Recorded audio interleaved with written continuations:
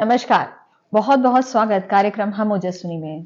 दर्शकों, जैसा कि आप सभी जानते हैं कि हम ओजस्विनी की हर कड़ी में हम नई नई कहानियां लेके आते हैं, नए नए स्ट्रगल्स लेके आते हैं। तो इसी कड़ी में आज हमारे बीच है मैडम आराधना त्रिपाठी मैम। नमस्कार मैडम। मैम, कार्यक्रम में सबसे पहले आपको बहुत सारा वेलकम करती हूँ। पुनः नमस्कार। धन्यवाद जी मैडम। मैडम के बारे में आपको बता दूं, मैडम एक कैंसर सर्वाइवल है। मैडम अपोलो में काउंसलिंग भी करती हैं कैंसर सर्वाइवल पेशेंट्स की। इसके अलावा मैडम का एक एनजीओ भी है स्पंदन के नाम से। मैडम और भी कई एक्टिविटीज से जुड़ी हुई है, ना जाने कितने पुरस्कारों और सम्मानों से मैडम सम्मानित भी हुई है। तो आइए जानते हैं कैसी रही मैडम की ब्रेस्ट कैंसर की यात्रा, कैसे रहे वो स्ट्रगल्स, कैसे उभरी वो और कैसे दूसरों का सहारा बन रही है। तो मैडम, सबसे पहले तो मैं आपको बधाई देना चाहूंगी कि आप एक कैंसर सर्वाइवल पेशेंट हैं और इतनी खूबसूरत लग रही है कि हमें लग ही नहीं रहा कि आपने कैंसर को सरवाइव किया है। थैंक यू जी। तो सबसे पहले मैं आपसे ये जानना चाहूंगी मैडम, कैसे पता लगा? पहले तो आप अपने बारे में बताइए, आप क्या क्या कर रही हैं। उसके बाद ये बताइएगा कि कैसे आपको पता लगा और कैसे कैसे रही आपकी यात्रा। जी मैम। जी, अभी तो मैं अपोलो में कैंसर काउंसलर हूँ और कहना चाहिए परिचय अभी आज की डेट में तो यही है जी। लेकिन थी मैं सिंपल हाउसवाइफ। जी।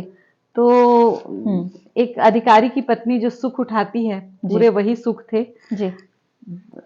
घूमना, शॉपिंग करना, बच्चों को देख रेख करना, खाना बनाना, नई नई रेसिपी सर्च करना, बस उसी में खुश थी। जी।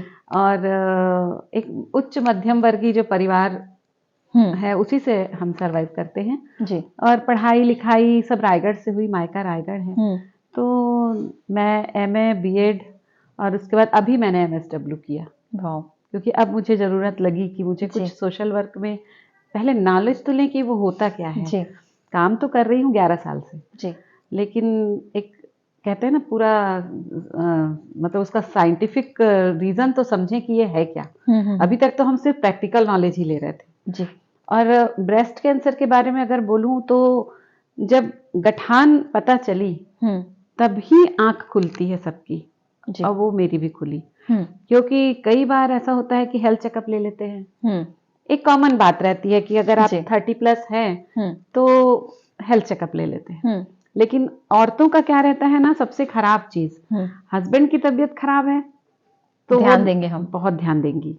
वो शेड्यूल वेड्यूल फिक्स करना, डॉक्टर से अपॉइंटमेंट, वो सब तय करेंगी। लेकिन बच्चों का है तो ध्यान देंगी, पेरेंट्स का है तो ध्यान देंगी जी। पर खुद का है तो लगता नहीं, शायद मौसम बदल रहा है ना तो इसलिए हुआ होगा जी। इतने एक्सक्यूजेस रहते हैं ना हम लोग के। बिल्कुल सही बोल रही हैं। हाँ जी। बड़ों से पूछेंगे कि अम्मा ऐसा लग रहा है। हाँ। अरे नहीं बेटा, तुम लोग बहुत दूर दूर चले आते हो, ऐसा कुछ नहीं है, ये होगा। इग्नोर करते हैं, इग्नोर। और बड़े आराम से ना, जो सरल वाली सलाह रहती है ना उसको इतनी जल्दी स्वीकारते हैं। और कोई यदि बोला ना कि अरे हेल्थ चेकअप ले ले, तो लगता है देखो ये जरूर कमीशन होगा इसका जी, तभी ये हमको हॉस्पिटल की राय दे, मतलब बिल्कुल नहीं मानते। और वही मेरे साथ हुआ जी। ऐसे कितने साल आपने इग्नोर किया मैडम उस गठान को? साल तो नहीं, लेकिन 1-1.5 महीना तो मैंने इग्नोर किया। मतलब जिसको कहते हैं फुल्ली इग्नोर। मतलब वो दिख रहा था, लग रहा था, पर वही मुझे तो नहीं होगा। मुझे कैसे होगा? मैं योगा है, पूरा शाकाहार है जी। कोई नॉनवेज नहीं, मसाला तेल नहीं, कुछ भी नहीं। वॉकिंग चल रही है, एकदम बैलेंस डाइट है। मतलब एक हेल्थ, आपकी लाइफस्टाइल में एक हेल्दी लाइफस्टाइल थी, फिर भी आपको ये हुआ? फिर भी हुआ जी। तो हम लोग वही ध्यान देते हैं ना कि जेंट्स लोग हैं भाई, वो ड्रिंक कर रहे थे इसलिए उनका हुआ होगा जी, है ना, गुटखा वगैरह खा रहे थे तो उनको हुआ होगा। पर कई बार बिना गुटखा वालों को भी होता है जी। तो कहीं ना कहीं इग्नोरेंस सबसे पहला कारण जी। क्योंकि अभी कोरोना था, पहले निमोनिया नहीं हुआ था, पहले सर्दी खांसी हुई थी। आप सर्दी खांसी को यदि इग्नोर किए तो वो कोरोना तक गया। ये अच्छे से हम समझ गए अब जी, क्योंकि यानी महामारी हम देखे। छोटी सी भी जो प्रॉब्लम्स है उसको अगर हम इग्नोर करते हैं तभी वो बड़ी बनती है। हमारी बॉडी इतनी बढ़िया बनी है ना। तो मैम, जैसे आपको पता लग गया कि अभी गठान हुई, आपने डिटेक्शन करवा लिया और फाइनली आपको एक दिन ये न्यूज मिला कि आपको कैंसर है, क्या था पहला रिएक्शन? मेरे को तो यकीन ही नहीं था कि मेरे को है। डॉक्टर ये नहीं कह पा रहे थे, डायग्नोस हो चुका था। यानी सोचिए कि डॉक्टर ने रिपोर्ट देखी और मुझे बाहर कर दिया जी, और इनको अंदर ले लिए। ये मतलब एकदम पहला साइन होना चाहिए कि मुझे समझ में आना चाहिए कि रिपोर्ट खराब है। पर मेरा उसमें भी समझ में नहीं आया, ऐसा लगा नहीं कुछ डिटेल बात करनी होगी। और मैं बाहर बैठी हूँ, ये रोना धोना इनका अंदर चल रहा है। और डॉक्टर बोल रहे हैं आप चुप नहीं होंगे तो उनको कैसे बताएंगे जी। वो बाहर वेट कर रही हैं आपका। और ये बड़े नॉर्मल आए और बोले चलो देखते हैं, अभी एक और टेस्ट लिखे हैं डॉक्टर, उसको कर लेते हैं। मैं एकदम रिलैक्स, मतलब ये बोल ही नहीं पाए। फिर इन्होंने, हमारी एक फैमिली फ्रेंड थी, संज्ञा जी की ही रिलेशन में, डॉक्टर अलका सेठ, उनको फोन किया, बोले मैं तो नहीं बता पाऊंगा, आप बताओ। तो इस तरह से ये डिटेक्शन हुआ। फिर वो मतलब वो बताई भी, तो मैं वही बोल रही हूँ कि नहीं, मुझे नहीं है, ये हम मानते नहीं। ओके, नहीं स्वीकार करते हैं। पर पता चलता है तब मत पूछिए जी। और कितने साल चले ये ट्रीटमेंट? 8 महीना। 8 महीने के बाद फॉलोअप्स भी रहे होंगे आपके? अभी तक है। अभी तक, हाँ। और कितने साल हो गए मैडम इस बात को? 11 साल पूरे, 2012 में हुआ। मतलब 11 साल बाद भी आपको फॉलोअप में रहना है, क्योंकि रिवर्स हो सकता है। रिवर्स हो सकता है। ये देखिए एक तरह से हमारा अवेयरनेस कहिए इसको, कि वो ठीक है, वो नहीं है हमारे शरीर में, नो एंट्री हमने कर दी उसकी, लेकिन कब कौन चोर अंदर घुस जाए उसका भरोसा तो नहीं है ना। सिर्फ कैंसर ही नहीं, हार्ट में भी प्रॉब्लम हो सकती है, कहीं भी हो सकती है। और चूंकि हम इतने खतरनाक चीज से निकले हैं जी, तो मैं तो बोलती हूँ जैसे कीमो इम्पोर्टेंट है वैसे ही फॉलोअप इम्पोर्टेंट जी। ऑब्वियसली, क्योंकि हमने ये भी सुना है मैम कि जैसे ब्रेस्ट कैंसर में एक बार ब्रेस्ट कैंसर हो गया, अगर लापरवाही बरती गई तो कैंसर किसी और पार्ट में भी हो सकता है। हाँ। और मैंने ऐसे केसेस देखे हैं। इलाज यदि आप छोड़ दिए या गलत उसमें चले गए तो भी होता है जी। तो चलिए, ये तो एक ब्रेस्ट कैंसर की एक यात्रा रही आपकी। फिर कैसे लगा कि आप औरों के लिए एक मोटिवेशन बनी, आप काउंसलिंग करने लग गई? क्योंकि एक आम गृहिणी की सी जिंदगी थी आपकी, अचानक से बीमारी आई, और जैसा हमने सुना है कि जब कोई बुरी चीज आपके साथ आती तो ईश्वर एक अच्छी चीज भी आपके साथ एड ऑन करके भेजता है। हाउसवाइफ से काउंसलर बनने की यात्रा कैसे रही? और अब इतने ब्रेस्ट कैंसर सर्वाइवर की मैं कहूंगी आप काउंसलिंग कर रही हैं, जहां खुद आप डर गई थी, तो वो यात्रा कैसे शुरू हुई? वो व्हाट इज द पॉइंट कि मुझे ये करना है? उसका श्रेय तो मेरे पति को ही जाता है, क्योंकि ये हमेशा बोलते थे कि be positive. That's lovely line. या और मैं हमेशा बोलती थी कि कैंसर में पॉजिटिव, मतलब कुछ भी कहीं भी घुसाना है इस शब्द को। बहुत सारी चीजें हैं जिसके लिए भी पॉजिटिव हम बोल सकते हैं, लेकिन इसमें मत बोलो भाई, क्योंकि वहां पे बेड में मैं लेटती हूँ, उसकी तकलीफ मैं जानती हूँ। देखो पॉजिटिव, ये उपदेश पर उपदेश कुशल बहु तेरे जी। मैं आपको यहाँ पे रोक रही हूँ, लेकिन मुझे बिल्कुल नहीं लग रहा कि मैं किसी कैंसर पेशेंट से बात कर रही हूँ। I am getting complex talking to you, looking really, you are looking very beautiful. Thank you. और आप मेरी टीम से जरूर मिलिएगा। बिल्कुल मिलूंगी। और मैं सब ब्रेस्ट कैंसर वालों को बोलना भी चाहूंगी जिन्हें ब्रेस्ट कैंसर है, कि जो बी पॉजिटिव लाइन इनके हस्बैंड ने कही थी, बहुत ही खूबसूरत लाइन कही थी। देखिए कितनी खूबसूरती इनको दिख रही है, क्योंकि वो पॉजिटिव रही अपनी लाइफ में। जी मैम, आप कंटिन्यू कर सकते हैं, और हमारे दर्शकों की तरफ देखते हुए आप बोलेंगी तो बी पॉजिटिव जो उन्होंने कहा, हाँ। उस समय तो वाकई मैं बहुत बुरी पेशेंट थी अगर मैं कहूँ तो, क्योंकि डॉक्टर मुझसे त्रस्त हो जाते थे, इतने सारी क्वायरीज, इतने क्वेश्चन। अब मुझे लगता है कि आज यहाँ जो मैं पहुंची हूँ ना, वो मेरी क्वायरीज ही मुझे लेके आई, क्योंकि ऐसा है तो क्यों, मुझे ऐसा हुआ तो क्यों जी, अगर बी पॉजिटिव तो क्यों, इसमें क्यों पॉजिटिव, मतलब हर चीज में मेरा क्वेश्चन बहुत रहता था। और इतना लोग परेशान भी हो जाते थे, लेकिन चाहे वो रेखा सिस्टर हो, वहां जितने लोग हैं मैम, वो तो जो समय रहता है एक ब्रेस्ट कैंसर पेशेंट का, जब उससे पता लगता है, और वो जो भी इलाज का जितनी भी प्रक्रिया रहती है, वो तो हमको पता है बहुत पेनफुल रहती है और बहुत स्ट्रेसफुल भी रहती है। तो वो समय निकल गया आपका। उसके बाद आपने कैसे सोचा कि मैं दूसरों को मोटिवेट करती हूँ? कैसे मोटिवेटर बनी आप इतने लोगों की? जी। जो मैंने पॉजिटिव वाली बात कही, धीरे धीरे इलाज के दौरान समझ में आने लगा कि पॉजिटिव होना क्यों जरूरी है।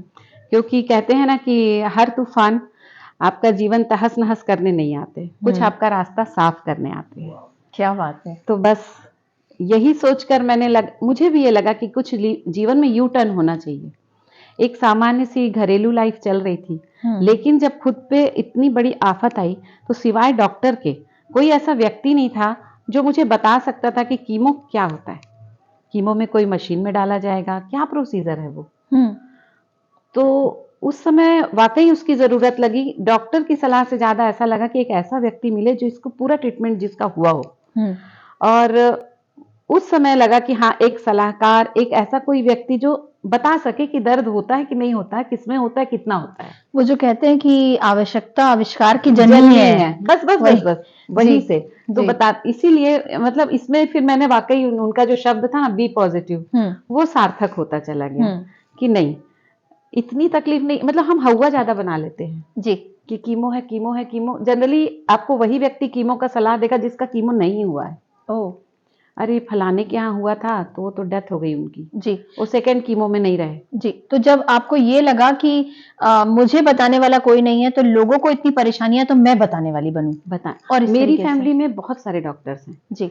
तो मुझे सलाह देने वाले बहुत लोग थे। हम्म तो जब मैं किसी और को, वहां पे तो बैठे रहते हैं हम लोग, पेशेंट को वेट, सबसे ज्यादा कैंसर में ही वेट करना पड़ता है डॉक्टर से मिलने के लिए, क्योंकि ऐसी बीमारी है कि क्वेश्चन बहुत रहते हैं। तो मतलब मैं ये खुद बोलती हूँ कि यदि आप इस बीमारी का इलाज कराने हॉस्पिटल जाएं तो उस हॉस्पिटल से आपको इश्क हो जाना चाहिए। ओह, क्योंकि यदि हमें तो बात करते करते आपसे इश्क हो गया है। इतनी खूबसूरती से आप बोल रही हैं। जी मैम। तो वो मैं हमेशा बोलती हूँ काउंसलिंग में कि अगर आप इरिटेट होके आएंगे तो इलाज नहीं करा पाएंगे। आप ये सोचिए कि आपको इतनी बड़ी चीज से, इतनी बड़ी समस्या से यदि ये हॉस्पिटल निकाल रहा है, हाँ, तो कल आप इस हॉस्पिटल को जरूर थैंक यू बोलेंगे। तो यदि वो थैंक यू बाद में बोलना है तो आज से क्यों नहीं। जी। आभार, शुक्रिया, धन्यवाद, ये शब्द बड़े सरल हैं, लेकिन ये बोलना चाहिए। जी। तो यदि आप वहां बैठे हैं और लग रहा है कि अरे उसको पहले बुला लिए, मेरे को नहीं बुलाया, तो शायद वो ज्यादा सीरियस होगा। Of course. तो थैंक यू बोलिए कि मैं वेट कर रही हूँ, मतलब मैं ज्यादा सीरियस नहीं हूँ, इसलिए डॉक्टर मुझे बोल रहे हैं कि आप थोड़ा बैठो, इनको पहले देख लेते हैं। हर चीज डॉक्टर यदि आपको बुला रहा है, कीमो दे रहा है, तो थैंक यू, क्योंकि हमारा इलाज हो रहा है। जी। फिर आप अपोलो से जुड़ी, आपने काउंसलिंग की। जी।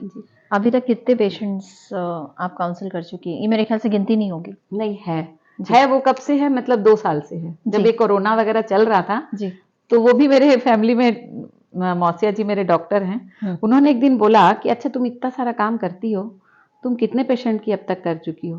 मैं बोली नहीं पता। तो बोले नहीं पता मतलब ऑन पेपर कुछ नहीं है? मैं बोली नहीं है, कुछ कुछ है, जिनके नंबर्स मैं सेव की हूँ वो हैं। तो बोले यानी जो नंबर नहीं सेव है उनका नहीं है? मैं बोली हाँ नहीं है। तो क्या बात करते हो? बोले कोई पूछेगा क्या रेशो बताओगी? बोले तुम्हारे पास तो इतना होना चाहिए कि मैंने ब्रेस्ट में इतना किया, लीवर में इतना किया, ब्रेन में इतना किया, ब्लड में इतना किया, पूरी चीज का तुम्हारे पास डेटा होना चाहिए। आप सबकी काउंसलिंग कर रही है, हर चीजों की, हर तरह का कैंसर। और आप अपना एक एनजीओ भी चला रही है स्पंदन के नाम से, तो वो एनजीओ क्या कार्य करता है मैम? एनजीओ हमारा ये है कि उसमें एक तो फाउंडर्स हमारे सारे डॉक्टर्स हैं कैंसर डिपार्टमेंट के, लवली, फाउंडर मेंबर हैं, और दूसरे उसमें शर्त ही यही है कि कैंसर हो तो आप हमारे एनजीओ में वेलकम। आप पेशेंट होकर डॉक्टर्स को जोड़ ली एज अ फाउंडर? जी जी, मतलब डॉक्टर्स ने ही मुझे कहा कि आप एनजीओ बनाइए। मैं एनजीओ के फंडा को लेकर नहीं चल रही थी, मैं वन मैन आर्मी थी, मेरे से जो सेवा हो रही थी मैं कर रही थी। Superb ma'am. उसमें मुझे संस्था वाली फीलिंग नहीं आ रही थी। लेकिन और हम लोग का जो ग्रुप है वो कम से कम 70-80 लोगों का एक्टिव ग्रुप है। नाम भी बहुत खूबसूरत रखा है आपने, स्पंदन, धड़कन, ब्यूटीफुल नेम, धड़कन जी। और कितने लोग इससे एसोसिएटेड है मैम? एनजीओ में तो 17 रजिस्टर्ड मेंबर है। 18 हो गए हैं अभी जी। तो 18 मेंबर हैं। और आप लोग सब पेशेंट्स के लिए वो काम कर रहे हैं? हाँ, पेशेंट्स के लिए, यानी ऑल इंडिया के लिए काम कर रहे हैं, क्योंकि मदद कहीं भी हो सकती है। क्या क्षेत्रों में आप कार्य कर रही हैं? ओनली कैंसर, सिर्फ कैंसर, क्योंकि कैंसर ऐसी चीज है ना, वो अछूता है। ऐसे आपको बहुत लोग मिल जाएंगे कि जो आपको फल दे रहे हैं, कंबल दे रहे हैं, खाना खिला रहे हैं, वो भी जरूरी है अपनी जगह, वो भी बहुत जरूरी है, लेकिन वो एनजीओ आपको हर जगह अवेलेबल है और वाकई वो बहुत अच्छा काम कर रहे हैं। मैम, जैसे आपका जो आपने कहा कि आपका एनजीओ एक अलग कैंसर स्पेसिफिक पेशेंट्स के लिए काम कर रहा है, तो मैं माफ़ी चाहूँगी सारे कैंसर पेशेंट्स के लिए मैं बोल रही हूँ, लेकिन जब कीमो होता है मैडम, और जब वो बाल जाते हैं, और जब एक टाइम आता है कि आप पूरे बेल्ड हो जाते हैं, आपके सिर पे एक भी बाल नहीं होता, वो मेरे ख्याल से एक महिला के लिए बहुत ही सेंसिटिव मोमेंट होता है। तो मेरे ख्याल से आप वो जो विक्स होते हैं, या जो अंडरगारमेंट्स जो कैंसर पेशेंट किसी का ब्रेस्ट चला जाता है उस बीमारी में, तो वो भी आपकी संस्था करती है, ऐसा हमने पढ़ा है आपके बायोडाटा में। तो उस बारे में बताइए कि वो उस विषय में आप कैसे कार्य कर रही हैं? जी। देखिए, बाल जाना कैंसर में, जैसे हम छोटे बच्चों को जब वैक्सीन लगती है तो हम पहले से ही उनको पैरासिट दे देते हैं जी, क्योंकि फीवर आएगा, बुखार आएगा उनको। लेकिन कैंसर में भी सेम वही चीज है कि बाल जाएगा, अगर कीमो लग रहा है तो मैक्सिमम डोज जो होती है वो बाल चले जाता है, क्योंकि कुछ में नहीं भी जाते। तो सबसे ज्यादा डर तो औरतों में ना कीमो का पेन नहीं उनको पूछना रहता है, उनको ये पूछना रहता है कि बाल नहीं जाना चाहिए। तो उसको लेके तो सच में ओवर प्रोटेक्टिव रहती हैं। लेकिन फिर भी मैं विग को प्रोवाइड नहीं करती। ओके। क्योंकि आप आज गलियों में आप निकलिए, आपको लगभग 80% लड़कियां हो, लेडीज हो, स्कार्फ बांधे मिल जाएंगी, आपको उनके बाल नहीं दिखते हैं जी। ये हमको पता है कि बाल नहीं है जी। और मुझे लगता है कि इतनी बड़ी चीज से आप जो फेस कर रहे हैं, ऑलरेडी लोग आपको एक अलग रिस्पेक्ट मिलता है, बेचारी वाली फीलिंग नहीं आती जी। हमको लगता है कि हम बड़े दीनहीन हो गए हैं सबके बीच में, जबकि ऐसा नहीं है। मुझे कोई बताता है कि इनको कैंसर है तो मुझे दिल से एक इज्जत ज्यादा बढ़ जाती है उनकी, क्योंकि मुझे पता है कि वो बहुत कठिन चीज से फेस कर रही हैं और निकल रही हैं। तो बोलते हैं ना, अगर मुझसे किसी को दिक्कत है तो ये उनकी दिक्कत है। Of course, it's a lovely line. तो ये मेरी काउंसलिंग में हमेशा ये लाइन रहती है कि आप दूसरों की आंख से अपने को मत देखिए। मैम बहुत सुंदर बात कही, और नाम मेरे को लगता है दर्शकों ये सिर्फ कैंसर के लिए एलिजिबल नहीं है लाइन, कि अगर खुद को देखना है तो दूसरों की आंखों से मत देखिए, खुद की आंखों से देखिए। अगर वो आंखें आपको, दूसरों की आंखें अगर आपको नेगेटिव देख रही हैं तो उनकी आंखों से देखना बंद कर दीजिए। बहुत ही खूबसूरत लाइन मैडम, और मुझे लगता है जीवन के हर क्षेत्र में अगर आप इस लाइन को अपना लेंगी तो किसी सफलता को और आपको कोई नहीं रोक सकता। जी मैम। और विग की बात है तो उनके लिए विग जरूरी है जो ऑफिस जा रहे हैं, जिनको पब्लिकली बार बार सामना करना पड़ता है। तो हर जगह हम एक्सक्यूज नहीं दे सकते, अपनी बीमारी के बारे में नहीं बता सकते। वहां के लिए ठीक है, या कम एज की लड़कियां हैं, उनको कॉलेज जाना है, वो पूरा स्कार्फ बांध के पूरी क्लास अटेंड नहीं कर सकते, तो उनको लेना उचित है जी। वो ले सकते। तो वो हम लोग मतलब बाजार में आप जाएंगे तो आपको 5,000 से 15,000 तक के विग मिलेंगे, वो हम कम से कम रेट में, मतलब हम कहीं प्रॉफिट नहीं लेते। जो ब्रेस्ट कैंसर की ब्रा है मार्केट में जो 5,000 की है वो हमारे पास 1,200 की है। तो मतलब मुझे ऐसा लगता है कि कंपनीज को ऑनर में देना चाहिए। हम इतने साल से आपके पास अंडरगारमेंट खरीद रहे हैं जी, भगवान ना चाहे, यदि ईश्वर ना करे किसी को हो, लेकिन यदि हो गया तो मुझे लगता है हम इतनी खराब बीमारी को, इतने फाइनेंशियल, मतलब आदमी की आर्थिक स्थिति टूट जाती है और एक अंग चला जाना, ऑलरेडी हम मानसिक रूप से बहुत कुछ, बोलते हैं ना खंडित मूर्ति वाली फीलिंग जो आती है जी, वो आती है औरतों को। तो उसमें कंपनी को कम से कम ये ऑनर में देना चाहिए कि चलिए कोई बात नहीं, हमारी तरफ से ये आपके लिए जी। तो वो जब बड़ा ठगा हुआ लगा कि जो चीज हम 200 में ले रहे थे, और ब्रेस्ट एक नारित्व का कितना बड़ा अंग होता है, बहुत बड़ा अंग होता है जी। और जो चीज हम 200, 250, 300 में ले रहे थे वो एकदम से 5,000 में आना, मतलब ऐसा लगा कि जैसे समाज ने भी दुत्कार दिया।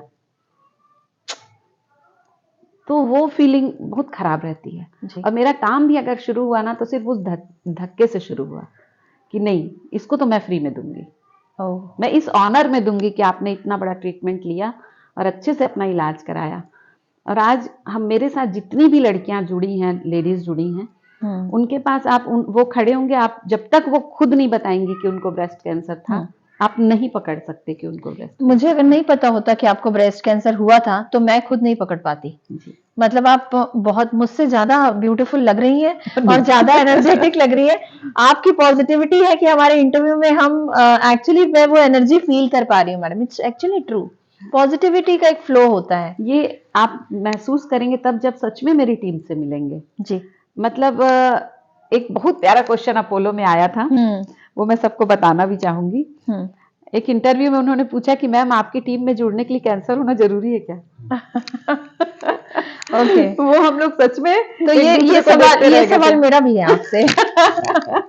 जी मैम। हाँ। नहीं सच में, वाकई आप टीम से मिलेंगे ना, हम लोग फिदा हो जाते हैं एक दूसरे पे। ओके, इतने प्यारे लोग हैं। हम कोशिश करेंगे दर्शकों, हम अगली बार इनकी टीम के साथ एक इनका इंटरव्यू शेड्यूल करें, तो मैम बिल्कुल मिलेंगे अगर ऐसा कुछ रहा, और कोशिश करेंगे हम किसी भी तरीके से आपकी टीम से जुड़ सकें जी। क्योंकि हमारी टीम में सबसे अच्छी बात मैं बताऊं स्पंदन, और एक हमारा ये सवाल आप कंप्लीट कर दीजिए कि आपकी टीम में जुड़ने के लिए कि कैंसर होना जरूरी है? ऐसा कुछ नहीं। आप हमारी टीम में आ चुकी हैं। ओके जी, इट्स माय ऑनर मैम जी।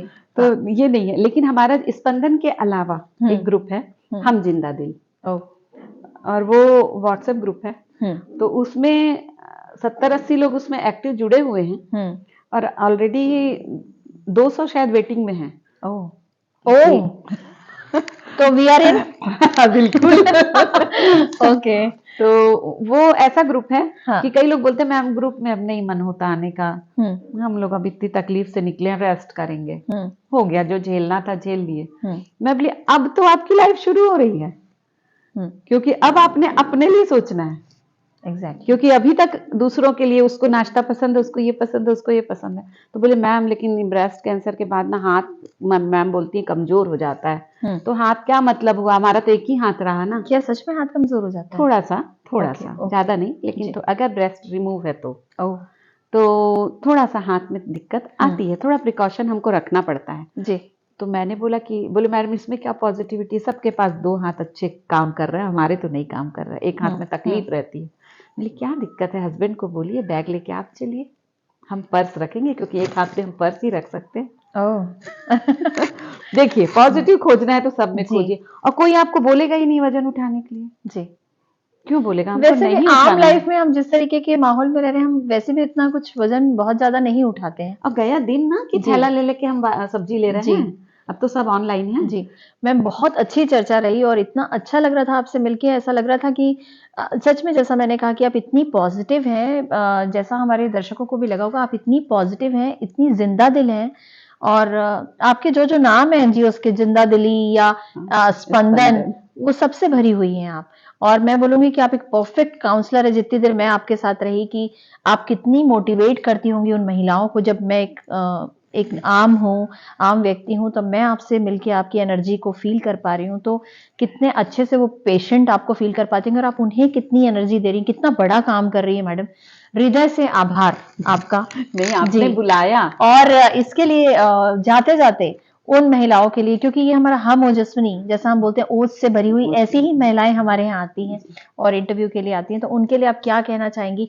एक आम महिला को लेके भी एक संदेश दीजिए कि जो महिलाएं कई बार खुद को कमजोर फील करती हैं, और जो कैंसर पेशेंट है, महिला या जो भी, तो उनके लिए भी आप एक ओज से भरा संदेश हमारे दर्शकों को। जी, मेरी सबसे यही विनती है, हाथ जोड़ के ये विनती है कि हम जो है ना परिवार की धुरी हैं, उसका महत्व जरूर समझें, क्योंकि यदि हम बीमार पड़ते हैं तो ना बच्चों का टिफिन तैयार होता है, ना हस्बैंड के ऑफिस के बैग तैयार होते हैं, ना बुजुर्गों को हम दवा दे पाते हैं, ना अपनी अम्मा की मालिश कर पाते हैं। तो यदि हम कुछ नहीं कर पाते, मतलब हम इम्पोर्टेंट तो हैं।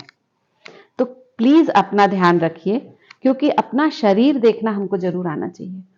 हर चीज, हमारा शरीर जो है ना बहुत अच्छी चीजों से बना है, हमको जरूर इंडिकेट करता है। सर्दी होती है, खांसी होती है, गठान होती है, कोई भी चीज जो अपने शरीर को इरिटेट करे उस पर ध्यान दीजिए, और डॉक्टरों से मत भागिए, क्योंकि यदि तकलीफ बढ़ती है तो झेलना, उस बेड पे लेटना भी हम ही को पड़ता है। उस समय आपको क्या लगेगा, कैसा लगेगा, उसको सोचिए और अवेयर रहिए। प्लीज अपने शरीर को जरूर देखिए, सेल्फ एग्जामिनेशन आपको जरूर आना चाहिए। Thank you. और अगर हो जाए तो आराधना मैडम जैसी हिम्मत रखिए और औरों के लिए हिम्मत बनिए। बिल्कुल मैडम हमारे कार्यक्रम में आई, इतनी अच्छी बातचीत रही हमारी, आपका बहुत बहुत धन्यवाद मैडम, और बहुत बड़ा काम करिए। We are honoured to take your interview. Thank you so much madam. दर्शकों, जैसा कि आपने देखा कि ये थी हमारी ओज से भरी हुई आराधना मैडम। उम्मीद करते हैं कि आज की ये जानकारियां, ये नई कहानी, ये नई ओजस्विनी आपको बेहद पसंद आई होगी। उम्मीद करते हैं इन्होंने आपको बहुत सारी प्रेरणा दी होगी। आने वाले अंकों में नई प्रेरणा और नई कहानियों के साथ आपसे फिर उपस्थित होंगी। अगर आपको लगता है आपकी कहानी में है दम, तो हमारे जो ईमेल आईडी है वो फ्लैश हो रहे हैं, आप इसमें हमें कांटेक्ट कर सकते हैं, और आप होंगी हमारी अगली ओजस्विनी। हम आराधना मैडम के भी एनजीओस की डिटेल्स आपको फ्लैश करेंगे हमारी स्क्रीन में, तो आप चाहें तो इनकी एनजीओ में कोई डोनेट कर सकते हैं, या इनसे कांटेक्ट कर सकते हैं कि आप कैसे इनकी मदद कर सकते हैं। आने वाले अंकों में फिर मिलेंगे आपसे, तब तक दीजिए हमें इजाजत। नमस्कार।